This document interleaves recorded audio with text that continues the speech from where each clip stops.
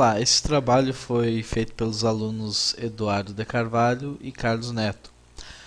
Ambos são graduandos da Universidade Federal de Alagoas, campus Arapiraca. Esse trabalho foi feito para a disciplina de compiladores, ministrada pelo professor Alexandre Paes. Nesse trabalho iremos falar sobre gerência de memória. Esse trabalho está organizado da seguinte forma: nós vamos dar uma introdução, a estratégia, vamos falar sobre estratégia de alocação de memória e alocação em memória de pilha. Introdução. No contexto da compilação, o termo gerência de memória refere-se às atividades de alocação e liberação de memória para dados variáveis e constantes, em tempo de compilação e em tempo de execução. A alocação e a liberação de memória para dados são gerenciadas por um conjunto de rotinas carregado junto com o código objeto gerado. Um programa objeto compõe-se de código e área de dados. O código é produzido pelo gerador de código objeto. A área para dados é reservada pelas funções do gerente de memória. Nós podemos observar a figura, nós temos declarações, comandos, área de dados e código. Na declaração podemos ter variáveis e comandos, a gente pode ter esses comandos dentro do código. E área de dados junto com código objeto, nós temos um programa objeto. Então, relacionar o código fonte com ações a serem executadas em termos de execução, conjunto de rotinas carregado junto com o código objeto gerado. Então a composição do código objeto seria essa aí que vocês estão vendo nessa figura. Na introdução ainda, o armazenamento de um dado na memória em tempo de execução depende do tipo desse dado, em geral. Tipos de dados elementares, como caracteres, inteiros e reais, ocupam cada uma palavra de memória. Agregados, como vetores, cadeias de caracteres e registros, vão ocupar várias posições contíguas de memória. Claro, a gente pode ter vetores de inteiros, que vai ser bem diferente que um inteiro. Então nós vamos ter um vetor, seria uma sequência, ou vários inteiros. Então nós vamos ter cadeias de caracteres e registros vão ocupar mais espaços, Então, e vão ter posições contíguas de memória. Se o tipo e o tamanho das variáveis são conhecidas em tempo de compilação, a reserva de espaço de memória é decidida na compilação. Isso a gente vai ver num dos próximos slides. Nós vamos explicar melhor isso aí. Caso contrário, o espaço será alocado durante a execução do programa objeto. Aqui a gente vai falar sobre as estratégias de alocação de memória. Nós vamos ter a memória para o programa compilado deve conter. Então nós temos o código objeto gerado, o espaço para variáveis globais, que nós vamos ter a área estática. E nós vamos ter a pilha para ativação de procedimentos e o espaço para memória dinâmica, que é o heap. Aqui nós vamos ter registros de atividades de procedimentos, onde nós vamos ter variáveis locais, parâmetros e estados da UCP, que seria então a unidade central de processamento, certo?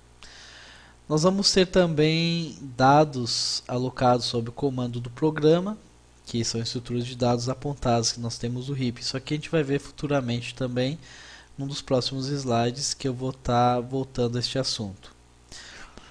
Mas é interessante frisar aqui como a memória do programa é armazenada. O código objeto é gerado, certo? O espaço para variáveis globais, que seria então a área estática, que seria essa parte aqui da área de dados estáticas. E nós vamos ter o espaço para memória dinâmica, né, que é o heap, que é esse aqui que está aqui embaixo, e a estrutura de dados referenciados através de ponteiros. Então nós podemos ter ponteiros aqui. Essas áreas também são referenciadas dinamicamente. As áreas são liberadas e alocadas sob o controle do programa, quando a gente fala do heap. Alocadas na área de heap, que cresce no sentido contrário à pilha. Se vocês observarem a figura, vocês vão ver que tem uma setinha partindo do heap, de baixo para cima, e a pilha vindo de cima para baixo, certo?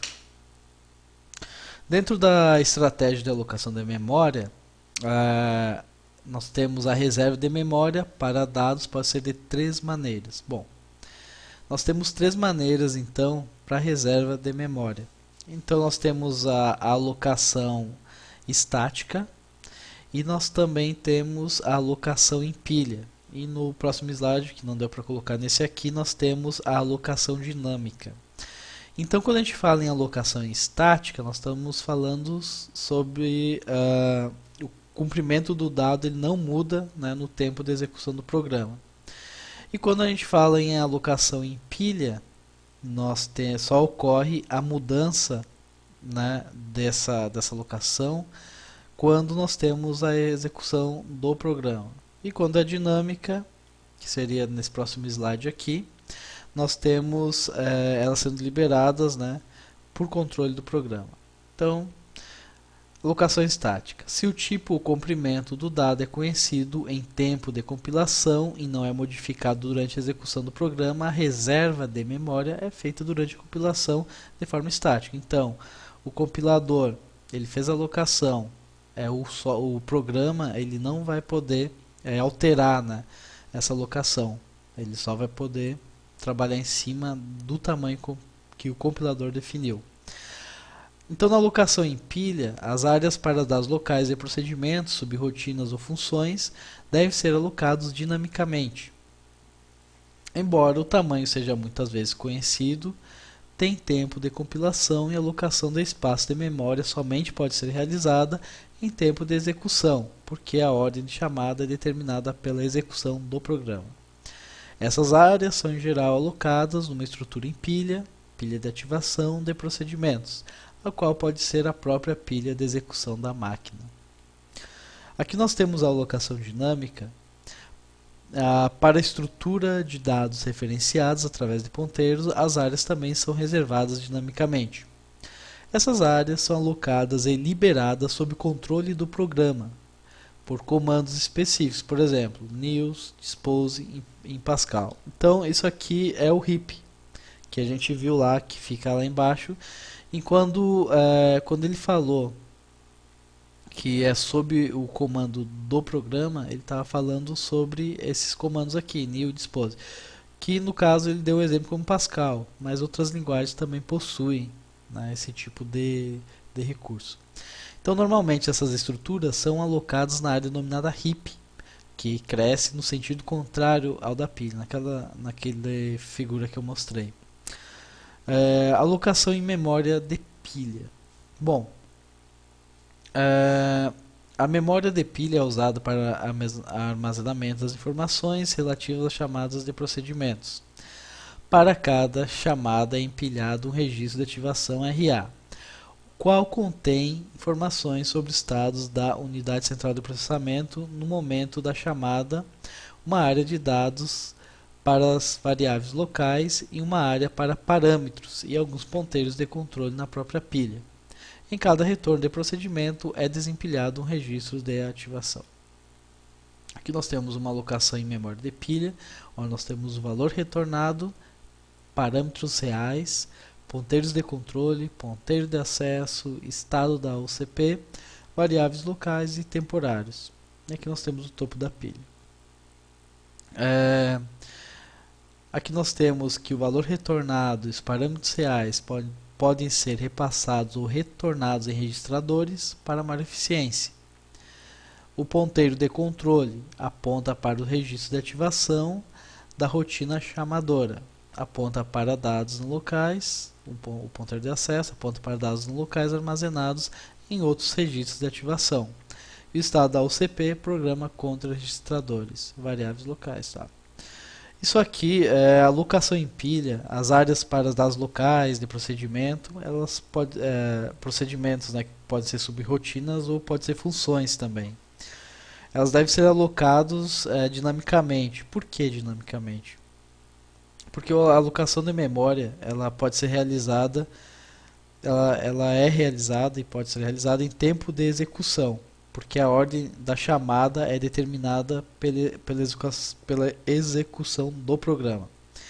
Então as áreas são alocadas numa estrutura, né, no caso é uma pilha, que a gente chama de pilha de ativação de procedimento. Então na pilha saem e entram recursos de ativação. Aqui nós temos uma rotina chamadora, né? Então essa aqui ela vai avaliar os parâmetros efetivos, né, na pilha. E registradores também em uso pelo chamador são não salvos em memória no caso. Aqui então além essa rotina chamadora, esses registradores em uso pelo chamador ele não é salvo em memória. Então então armazena o endereço de retorno e o valor antigo. Bom, a gente usou como referência o livro Implementação de Linguagem de Programação Compiladores e dos autores, né? Simão Cirênio Toscani, se não me engano, e Ana Maria de Alencar Price. Essa aí foi a nossa referência. Só isso. Até mais.